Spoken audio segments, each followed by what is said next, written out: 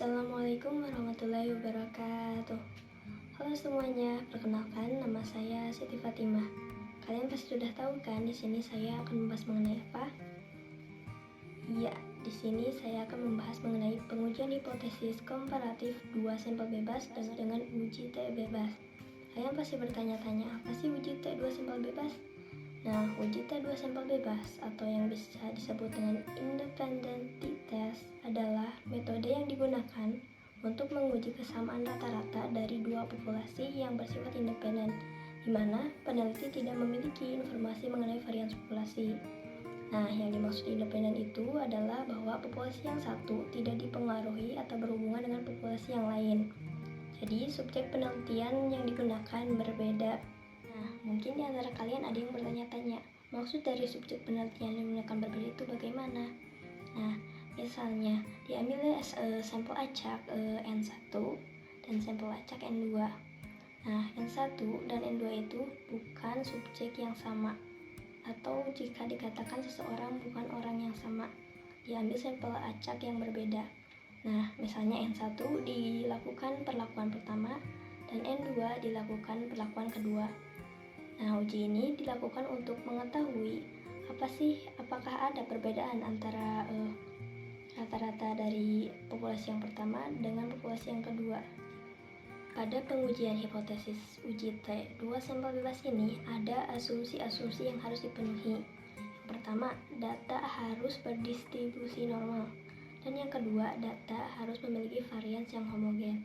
Jadi untuk melakukan uji T2 sampel bebas ini, kalian harus mengetahui terlebih dahulu apakah data yang digunakan berdistribusi normal dan memiliki varians yang homogen. Selanjutnya, terdapat prosedur pengujian uji T2 sampel bebas ini. Nah, langkah yang pertama adalah merumuskan formula hipotesis. H0 adalah tidak terdapat perbedaan antara perlakuan pertama dengan perlakuan kedua.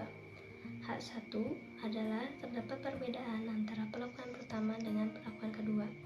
Atau juga dapat ditulis H0 adalah mu1 sama dengan mu2, H1 adalah mu1 tidak sama dengan mu2. Nah, selanjutnya langkah kedua yaitu menentukan nilai statistik uji, yaitu dengan rumus sebagai berikut ya.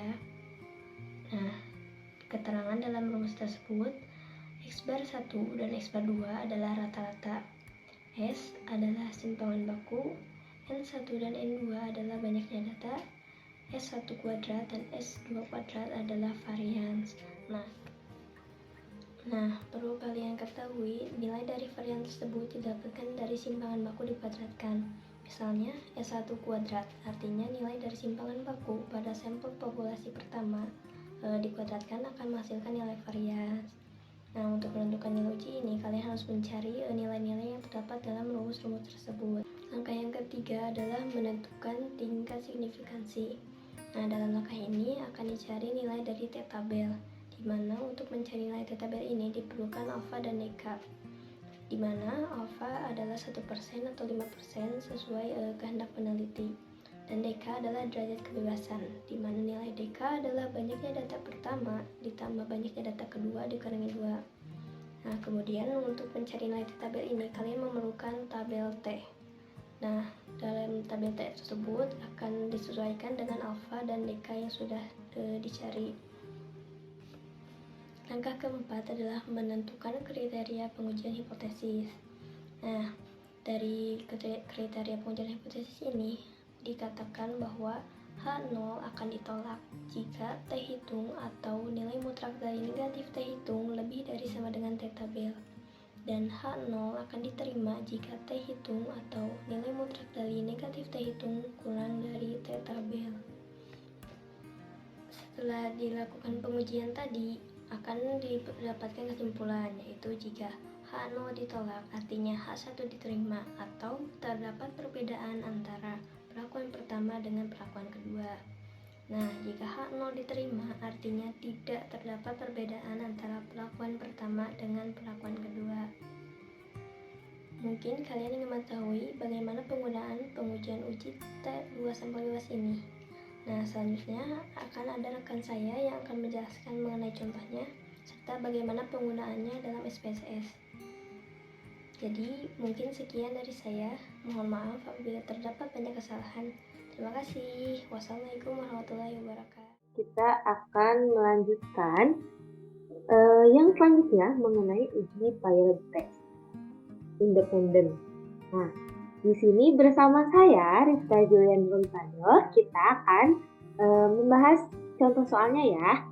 Saya di sini punya soal nih, yaitu metode mengajar demonstrasi dan eksperimen digunakan untuk mengerjakan matematika di SMP. Peneliti ingin mengetahui apakah kedua metode mengajar demonstrasi dan eksperimen berbeda hasilnya. Dan ini datanya ya. Nah, ini untuk datanya ada 20 banyak datanya. Terus ini yang menggunakan metode eksperimen dan yang ini yang menggunakan metode demonstrasi. Kita lanjut ya. Nah, di sini diketahui juga kita harus menguji data tersebut menggunakan uji T bebas atau independen dengan menggunakan taraf signifikansi 5%. Nah, seperti yang sudah dibahas sebelumnya, kalau untuk mencari uji T bebas independen ini ada syaratnya. Yang pertama, syaratnya kedua data ini tidak boleh berpasangan, yang artiannya bebas ya, dan kedua data ini bebas. Terus yang kedua data harus berdistribusi normal dan memiliki varians yang homogen. Nah, untuk membuktikan apakah data yang ada di sini itu berdistribusi normal dan memiliki varians yang homogen, kita akan membuktikannya. Oke. Ini datanya ya, saya masukin ke Excel untuk datanya. Nah, sekarang kita ke SPSS. Nah, ini SPSS, terus kita klik variable view. Kita yang pertama akan mencari dulu data berdistribusi normal atau tidaknya ya. Nah, setelah kita klik variable view, di sini name kita kasih misal metode demonstrasi kita misalkan dengan A, dan metode eksperimen kita misalkan dengan B. Oke, semuanya numerik, betul. Nah, desimal. Karena untuk nilai untuk angka yang tertera dalam metode demonstrasi dan eksperimen ini bentuknya bukan desimal, maka di sini kita tulisnya 0 ya, 0. Nah, untuk labelnya tadi karena A itu metode demonstrasi, maka kita tulis demonstrasi, dan B itu eksperimen. Oke, udah nama, tipe, Y, desimal, label itu udah semua, kita ke data view. Nah, muncullah A sama B. Setelah ini kita input ya datanya. Yang A berarti kita masukin data dari metode demonstrasi. Kita masukin dengan copy, terus di sini di SPSS-nya kita paste. Begitu juga dengan yang metode eksperimen. Kita paste juga di sini. Nah, setelah ini karena uji normalitas data yang akan saya gunakan ini berbentuk Kolmogorov-Smirnov residual, kita harus cari dulu residualnya. Nah, untuk mencari residualnya, yaitu kita tinggal klik analis. Setelah kita klik analis, kita klik regression, lalu kita klik linear. Nah, di sini untuk metode demonstrasi kita masukkan ke independen, untuk metode eksperimen kita masukkan ke dependent. Jangan kebalik ya. Terus kita save. Nah, di sini ada banyak pilihan. Nah, di sini saya akan memilih ini. Karena kita akan mencari residual, maka kita klik yang residual untuk unstandard design. Lalu kita continue. Kita klik OK. Nah, ini untuk residualnya. Dan ini untuk output residualnya ya. Ini variabelnya ada demonstrasi. Terus ini ANOVA-nya, koefisiennya, dan ini residual statistiknya. Minimumnya, nilai minimum, maksimum, rata-ratanya, standar deviasinya, sama banyaknya data. Oke, lanjut. Karena sekarang residualnya udah kita temuin dan kita harus mengetahui apakah data ini berdistribusi normal atau tidak, kita balik lagi ke analis. Terus kita klik non-parametric test, lalu ada legacy dialog, kita klik, lalu ada one sample Kolmogorov-Smirnov. Nah, lalu untuk ini standar design, kita ke kanan, kotak ini, kita masukkan. Nah, lalu nanti klik normal, setelah itu kita klik OK. Nah, ini hasilnya. Dengan signifikan 2 pilot 0,200, berarti data ini berdistribusi normal. Karena dalam penentuan normalitas data, itu ada syarat. Syaratnya yaitu ini. Nah, untuk syaratnya, dalam pengambilan keputusannya ya, jika nilai signifikansinya lebih dari 0,05, maka residualnya berdistribusi normal. Dan jika nilai signifikansinya kurang dari 0,05, maka nilai residualnya tidak berdistribusi normal. Sedangkan di sini untuk nilai residualnya itu 0,200, otomatis lebih dari 0,05. Maka data berdistribusi normal. Oke, sudah. Selanjutnya yaitu syaratnya yang selanjutnya, bahwasannya kedua data harus memiliki varians yang homogen. Kita akan uji cobakan apakah variansnya homogen atau tidak ya. Oke, kita di tab baru ya, SPSS-nya. Terus kita juga di data yang ini. Nah, sedikit berbeda dengan normalitas karena di homogenitas ini akan ada pemisalan ya. Di sini saya misalkan untuk metode demonstrasi, kita misalkan A dan kita kasih nomor 1 ya. Dan untuk metode eksperimen, kita misalkan B dan kasih nomor 2. Nah, kita ke SPSS-nya, lalu kita biasa ke variable view. Di variable view, di name-nya kita kasih nama hasil belajar matematika. Lalu di bawahnya kita juga kasih nama kelas. Oke, seperti biasa karena bukan berbentuk desimal, maka kita tulisnya 00. Buat labelnya ini hasil belajar matematika. Dan di sini kelas ya. Lalu untuk value-nya di sini kita di yang kelas kita kasih value-nya karena dibagi jadi 2. Yang pertama kita kasih nomor 1 dengan labelnya A.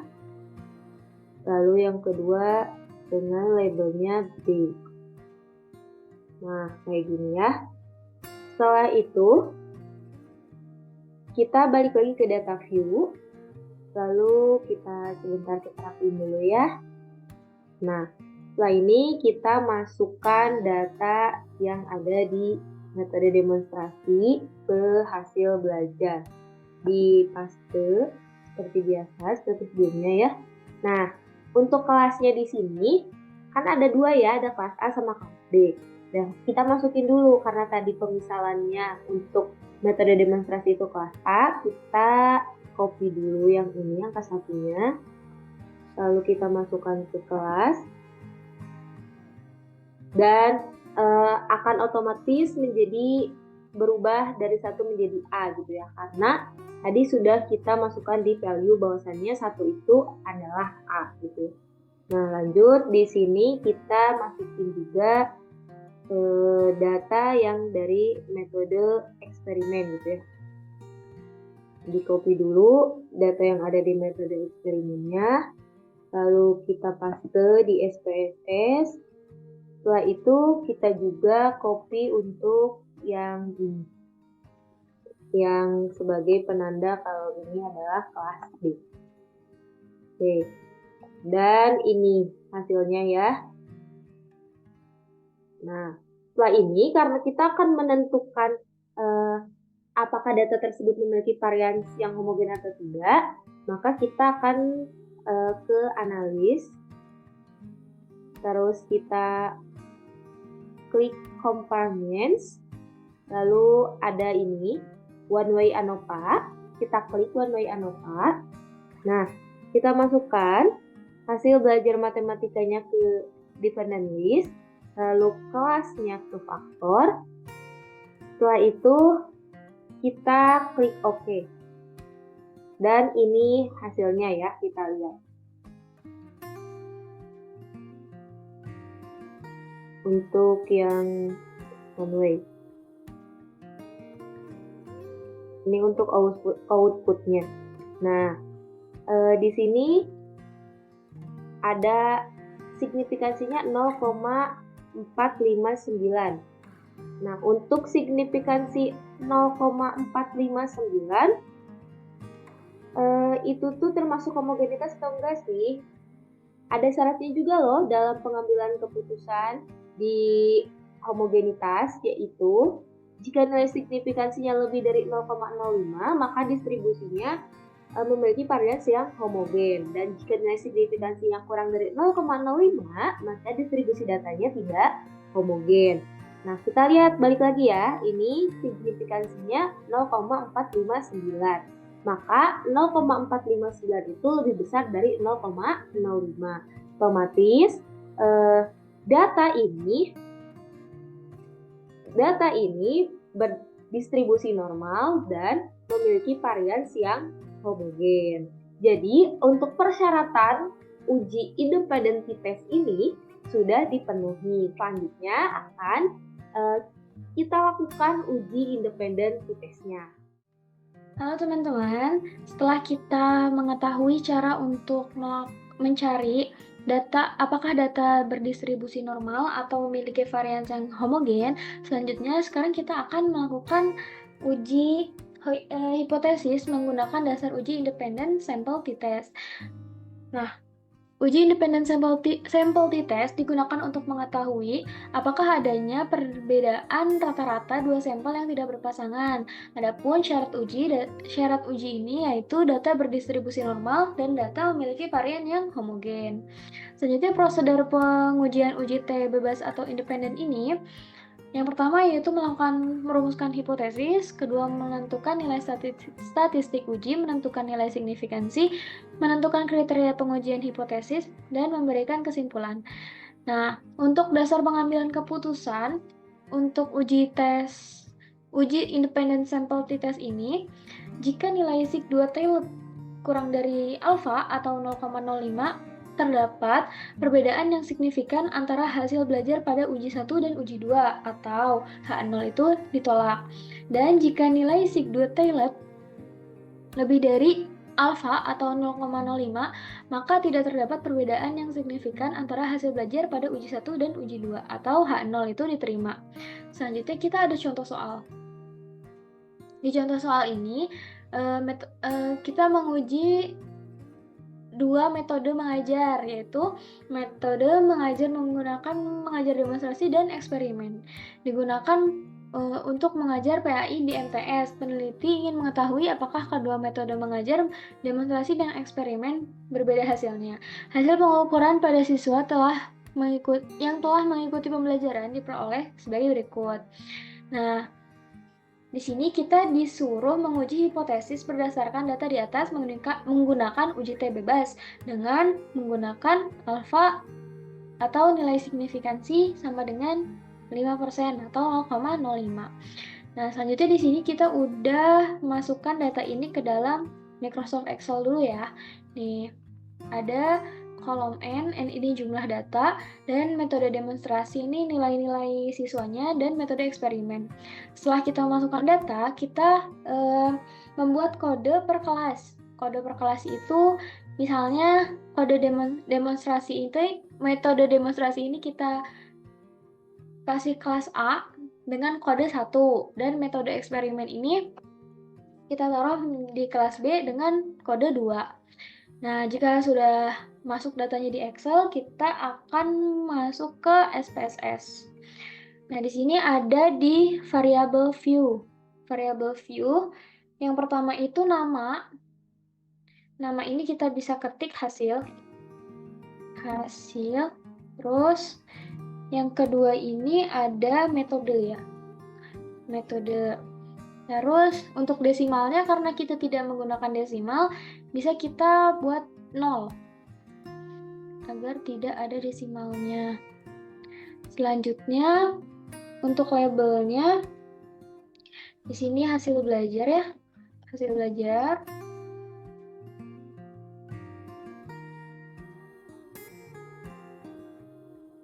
Hasil belajar. Terus yang bawah ini metode mengajar.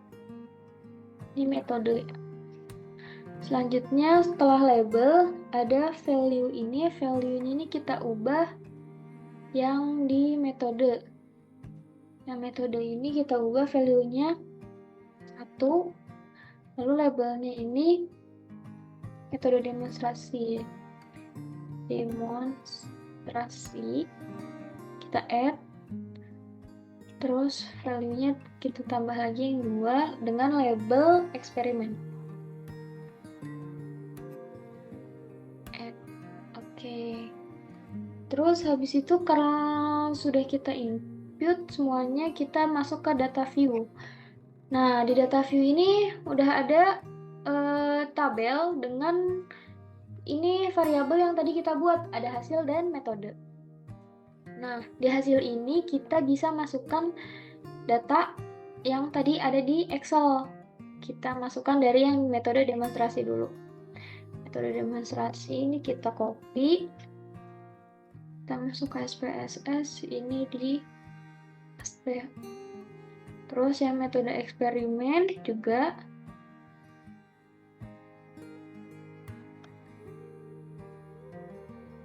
Yang metode eksperimen juga kita copy. Lalu ini kita taruh di bawahnya. Nah, untuk di kolom metode ini kita isi dengan kode yang tadi kita udah buat. Untuk yang pertama kan 1 ini. Ini untuk yang metode demonstrasi. Kita masukkan ke metode di sini. Metode. Terus selanjutnya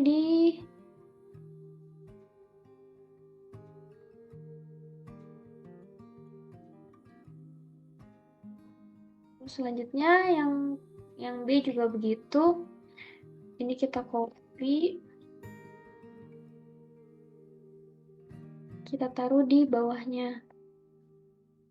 Oke. Kalau data semua sudah masuk, kita bisa lanjut ke analyze. Lalu kita pilih yang compare means ini, lalu pilih yang independent sample t-test. Nah, untuk hasil belajar ini kita masukkan ke tes variabel, ke kolom yang tes variabel ini. Selanjutnya untuk yang metode kita masuk ke grouping variabel. Terus kita klik yang define group. Grup 1 kita ketik 1 dan grup 2 kita ketik 2. Lalu continue dan oke. Nah, setelah itu ini akan keluar hasil dari data tadi. Nah, di sini ada 2 tabel. Tabel yang pertama ini grup statistik dan yang tabel kedua ini independent sample t-test. Yang grup statistik ini menjelaskan tentang statistik deskriptif dari sampel yang di-input. Jadi di sini ada hasil belajar demonstrasi dan eksperimen. Untuk jumlah datanya ada 20, sama-sama 20. Terus ini rata-rata datanya. Untuk yang demonstrasi rata-ratanya 6,65 dan eksperimen 6,20 dengan standar deviasi sekian dan standar error meannya sekian. Lalu di tabel yang kedua ada independent sample test. Nah, di tabel ini untuk menentukan apakah data yang kita input ini dia memiliki rata-rata yang berbeda. Nah, di sini kita karena tadi sudah berdistribusi normal dan homogen, kita lihat yang equal variance assume ini. Kita lihat di nilai seek to toiletnya, kita bandingkan dengan ini, dasar pengambilan keputusan. Nah, kan jika nilai seek to toiletnya kurang dari 0,05, maka terdapat perbedaan yang signifikan antara hasil belajar pada uji 1 dan uji 2. Maksudnya kelompok 1 dan kelompok 2 atau demonstrasi dan eksperimen. Terus jika nilai seek to toilet lebih dari 0,05, maka tidak terdapat perbedaan yang signifikan antara hasil belajar pada uji 1 dan uji 2 atau H0 itu diterima. Nah, kita lihat dari hasil di tabel independent sample test ini, nilai seek to toiletnya ini ternyata lebih dari 0,05 atau ini 0,459. Maka dari sini bisa kita simpulkan bahwa tidak terdapat perbedaan yang signifikan antara hasil belajar pada uji 1 atau uji demonstrasi dan uji 2 atau uji eksperimen, atau kita juga bisa bilang H0 ini diterima. Mungkin sekian dari yang bisa saya sampaikan untuk uji independent sample test. Segini aja, kurang lebihnya mohon maaf. Terima kasih.